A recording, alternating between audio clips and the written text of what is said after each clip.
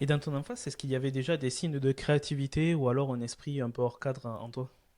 Un petit peu, c'est-à-dire que mes parents s'arrachaient un peu les cheveux dès qu'ils m'offraient quelque chose, je le démontais. Voilà, c'est pas compliqué. T'avais besoin de comprendre. C'est ça. Le deuxième, ce qui est intéressant, c'est ben, en fait le fait d'avoir un petit peu moins de moyens, en fait, te rend plus créatif, plus innovant, c'est que tu dois reproduire, tu dois faire du jugat, de la frugalité. Ce qu'on appelle le jugat et la frugalité, moi, dans les années 80, je l'ai expérimenté.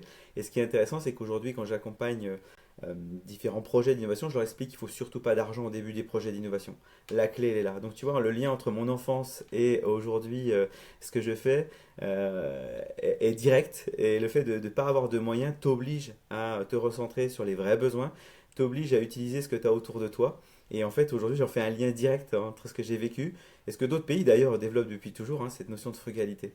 Voilà. Donc, on sentait déjà l'envie, en quelque sorte, d'aller explorer, d'aller créer.